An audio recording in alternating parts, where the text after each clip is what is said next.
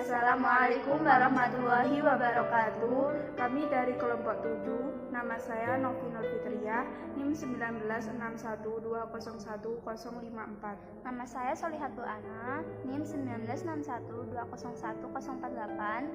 Kami dari Prodi Manajemen 19A2 semester 3 Universitas Islam Raden Rahmat Malang. Kami akan menjelaskan tentang perekonomian Indonesia tahun 2020 di sektor pariwisata.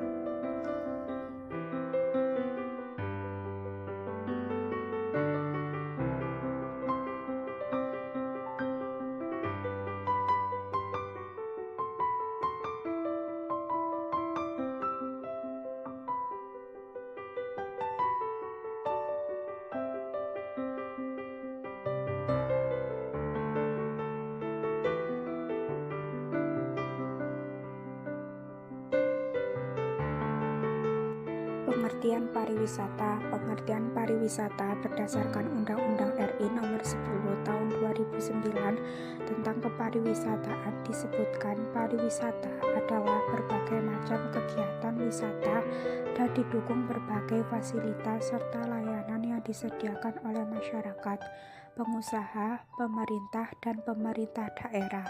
Yang kedua, jumlah wisatawan dapat meningkatkan pendapatan. Jika di suatu daerah dapat dikunjungi oleh wisatawan domestik maupun mancanegara, maka wisatawan akan membelanjakan uangnya untuk kegiatan konsumtif di daerah pariwisata tersebut, seperti untuk transportasi, hotel, dan lain-lain. Oleh karena itu, dapat meningkatkan sektor pariwisata dan pendapatan di daerah tersebut. Kontribusi sektor pariwisata terhadap pendapatan daerah dalam Undang-Undang Nomor 32 Tahun 2004 tentang Pemerintahan Daerah dijelaskan bahwa sumber pendapatan daerah terdiri atas yang pertama, pendapatan asli daerah, yaitu hasil pajak daerah, hasil retribusi daerah, hasil perusahaan milik daerah, dan hasil pengelolaan kekayaan daerah yang dipisahkan, dan lain-lain pendapatan asli daerah yang sah. Yang kedua, dana berimbang. Yang ketiga, pinjaman daerah. Yang keempat, lain-lain pendapatan daerah yang asli.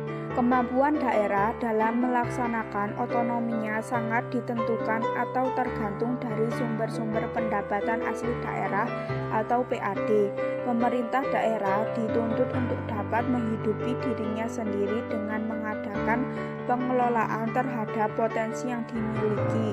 Untuk itu, usaha untuk mendapatkan sumber dana yang tepat merupakan suatu keharusan. Terobosan-terobosan baru dalam memperoleh dana untuk membiayai pengeluaran pemerintah daerah harus dilakukan. Salah satunya sektor pariwisata. Dampak pariwisata terhadap perekonomian. Yang pertama, pariwisata dapat menyebabkan perekonomian masyarakat menggeliat dan menyebabkan bertumbuhnya sektor ekonomi seiring bertumbuhnya sektor ekonomi lainnya. Yang kedua, pariwisata berdampak terhadap pemerintah. Dampaknya ada dua, yang langsung ataupun tidak langsung. Yang ketiga, pariwisata dapat menciptakan peluang pekerjaan seperti usaha akomodasi, restoran, supir taksi, dan kerajinan souvenir.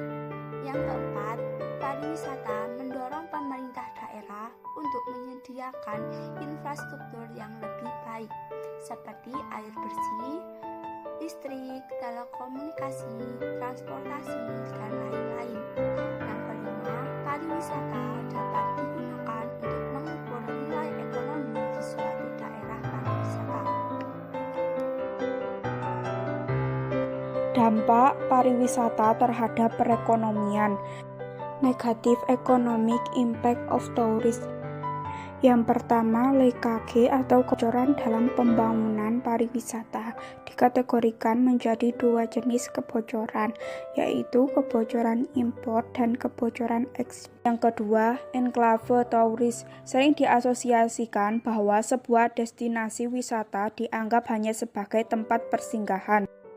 Yang ketiga, infrastruktur cost, yaitu tanpa disadari ternyata pembangunan sektor pariwisata yang berstandar internasional dapat menjadi beban biaya tersendiri bagi pemerintah. Cenderung akan dibebankan pada sektor pariwisata.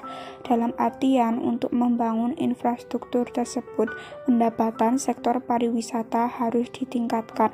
Artinya, pemungutan pajak terhadap masyarakat harus dinaikkan. Yang keempat, increase in price atau inflation, yaitu peningkatan permintaan terhadap barang dan jasa dari wisatawan akan menyebabkan meningkatnya harga secara beruntun atau inflasi yang pasti akan berdampak negatif bagi masyarakat lokal.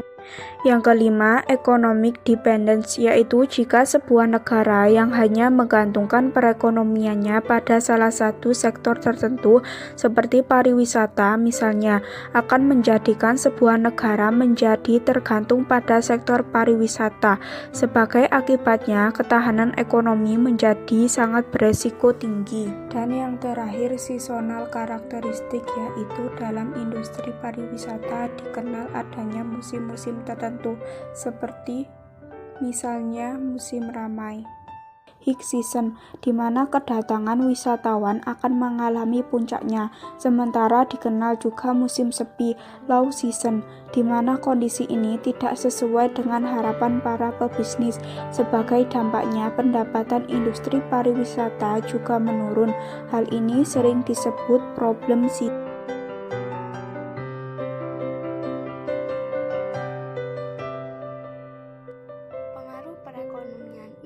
Tahun 2020 di sektor pariwisata.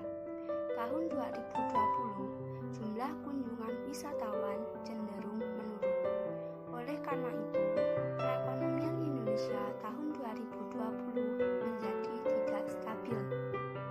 Hal ini dikarenakan pandemi yang melanda Indonesia sejak awal tahun 2020. Pemerintah mengharuskan setiap orang untuk menjaga diri dengan cara menjaga jarak dan tetap di rumah saja. Banyak usaha di sektor pariwisata yang harus menutup usahanya. Pemutusan hubungan kerja menjadi salah satu jalan agar mengurangi jumlah kerugian.